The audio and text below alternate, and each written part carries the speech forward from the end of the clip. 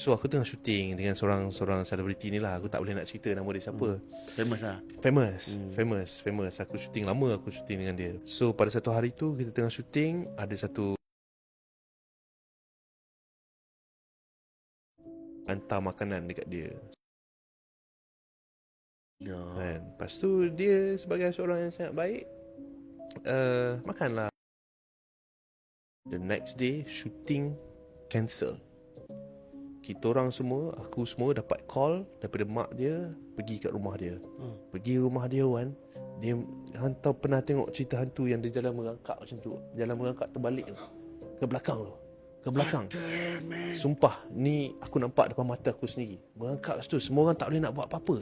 Mak dia ada situ, ustaz ada kat situ, boyfriend dia, aku semua ada kat situ, ramai ada kat situ. Merangkak, baik. Merangkak yang kita tak nampak tu muka dia. Aku kenal dia.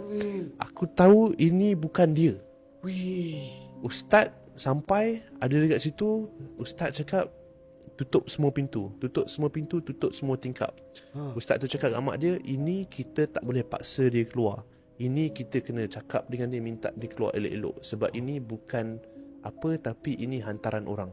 Oh shit. Kena bercerita dengan dia. So the conversation tu, aku ada kat situ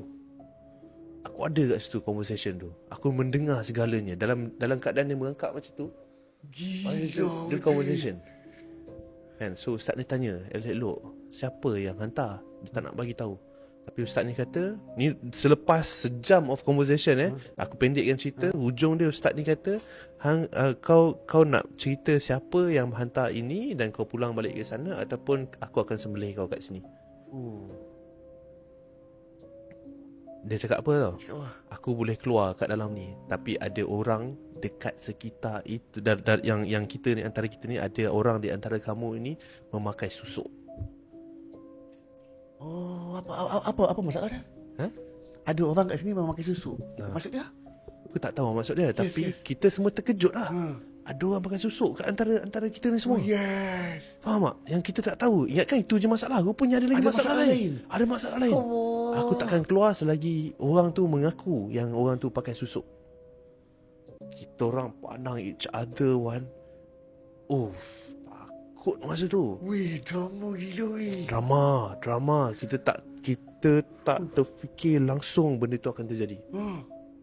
Nak tak nak, yang seorang ni, yang pakai susuk ni, tarik ustaz ni masuk dalam bilik, mengaku, tapi saya nak keluarkan susuk ni, saya dah lama nak buang, tapi saya tak tahu macam mana. Lelaki perempuan? Berusia? Muda. Pelakon famous. Tak sempat sebut nama. Pelakon famous kata? Pelakon famous. Gila betul. Ya.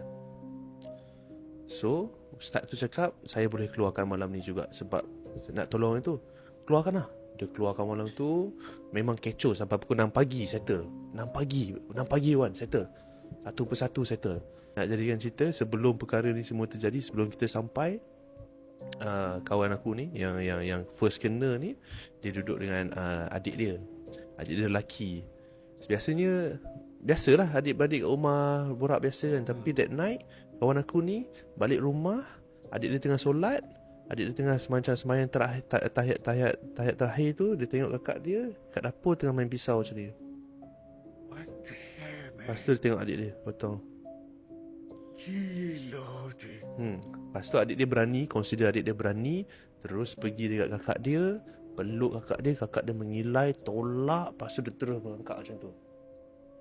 Ni adik dia cerita kat aku. Sebelum kejadian semua makan main. Sebelum semua datang. So adik dia call mak dia call aku. Tapi bila kita masuk rumah, keadaan dia dekat sliding door macam tu kan. Uish, macam dalam filem Tapi ustaz tu power. Ustaz tu tenang kan. Lepas tu dia mesti dapat tahu siapa dia. Dia tak bengang ke bodoh dengan orang yang buat dia tu. Tak boleh buat apa. Ni dah level ni. Ya. Nak buat apa? Kau nak buat apa?